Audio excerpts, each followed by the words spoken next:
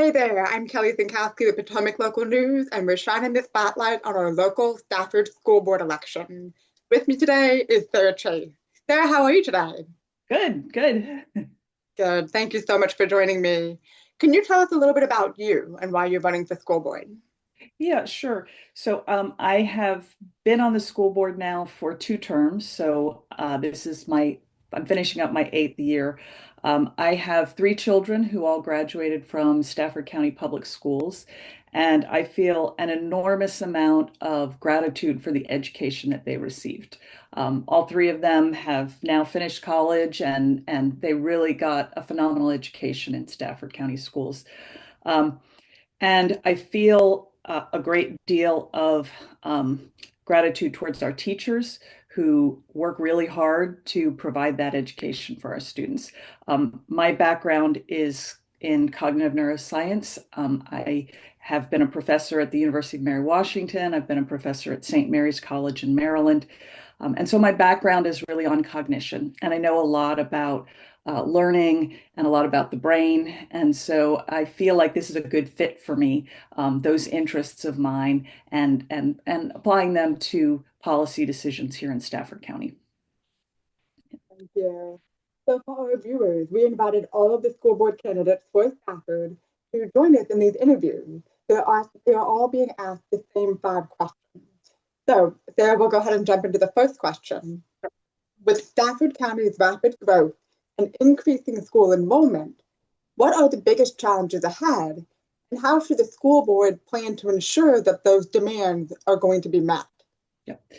So as you said, we have had pretty steady growth. We have about 300 to 600 students added every year.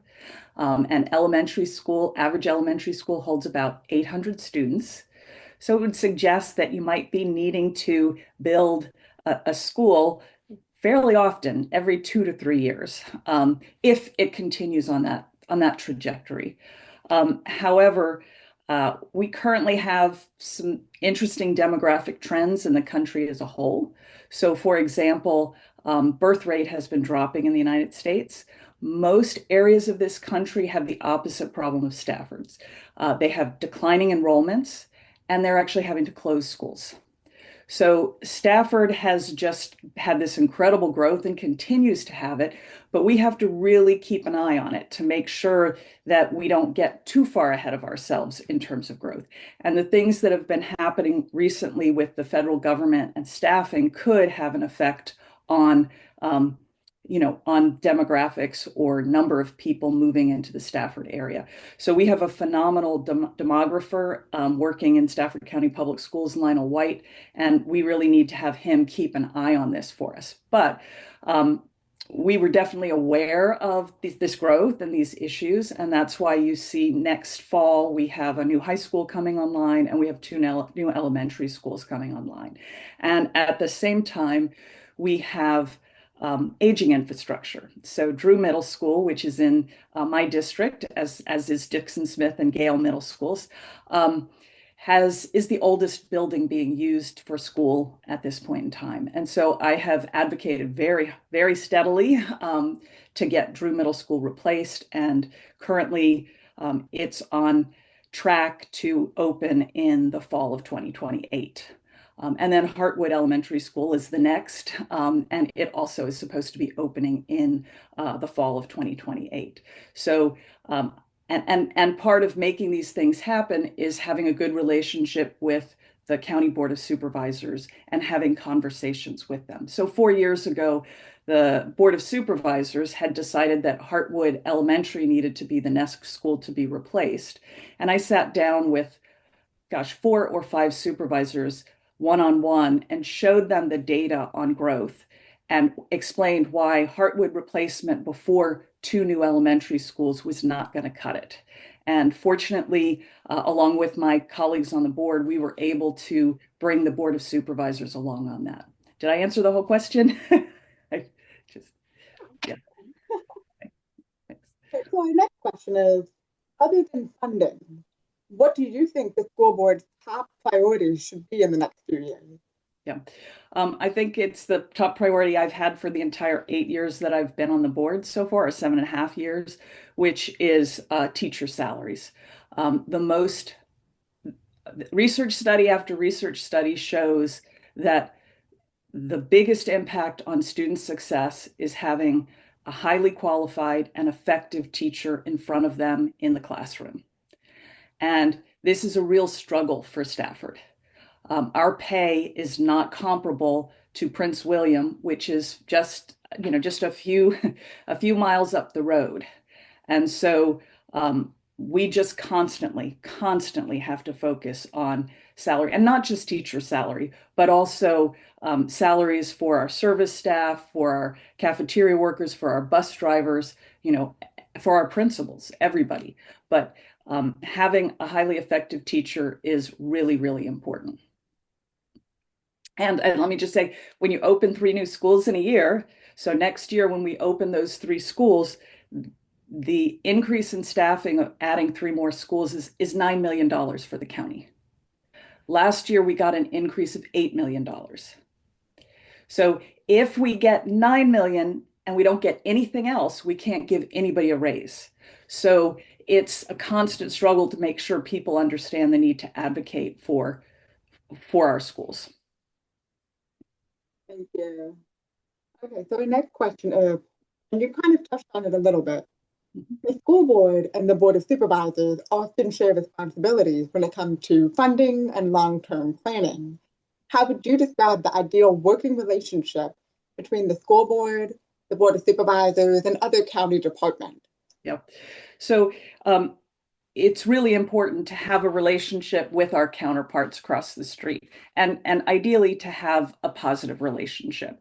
And that involves being willing to pick up the phone or shoot an email across the street and say, hey, can we sit down and have a conversation about this? And I will say the last 4 years, this last term, the Board of Supervisors has really stepped up quite a bit over what we had seen previously in terms of helping fund our schools.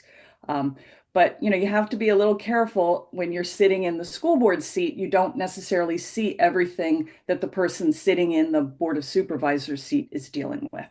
And so I know that both Meg Bomke and Pam Young were on the school board and moved to the Board of Supervisors and suddenly found that there were a lot of other priorities that they also needed to deal with. So it's challenging. Yeah. So, Sarah, if you are elected, how would you approach budget priorities?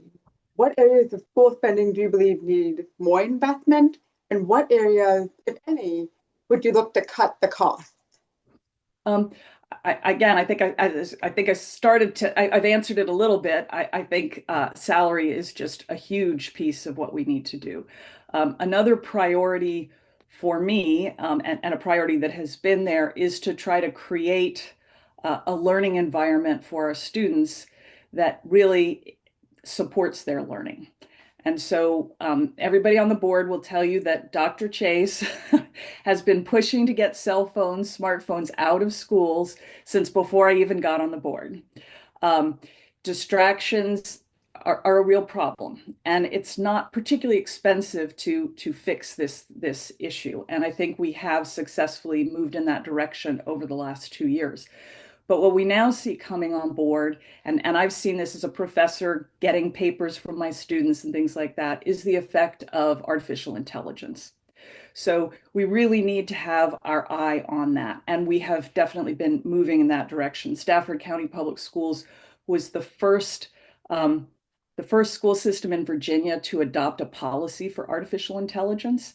And our new superintendent, Dr. Smith, at the beginning of his coming on board, we said, we really need this to be looked at. We really need this to be developed. And there's a lot to artificial intelligence in our schools. So on the one hand, often our students know more about technology than our teachers do. So the first thing is to get our teachers really up to speed on artificial intelligence. And school board, the administration has really been working to get our teachers up to speed on that. And then we need to think about how can we, on the one hand, educate to teach our students how to use this very powerful tool, because they're not going to be competitive in the workplace if they don't know how to use this tool. But at the same time, we need to make sure that they have a level of knowledge in order to critically assess what artificial intelligence is producing for them. So those are some of the things that are coming down the pike that we need to be on top of. The final question is, what makes you the right person to represent your district on the school board? And what would you want your voters to know as they head to the polls? Yeah, I mean, I think they often say that the first when you join the school board or you join the Board of Supervisors, you are basically drinking out of a fire hose.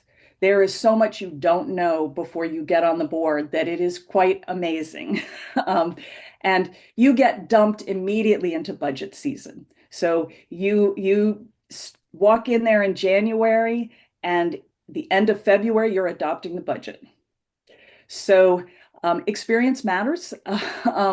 And I have put in a lot of time learning about the budget, learning about our schools, learning about law related to being on school boards and about school systems. And so I think I have managed to be calm and thoughtful and sensible in the role of school board for the last 8 years. And it's been a huge honor to serve. And I would very much be willing to continue to serve if the voters of Falmouth want me to. Thank you, Sarah. For all of our viewers, we want to make sure you stay curious and stay informed about your local elections. Follow along with Potomac local news as we keep chatting with our candidates. Sarah, thank you so much for joining me today. It was a pleasure chatting with you. Yes. Take care.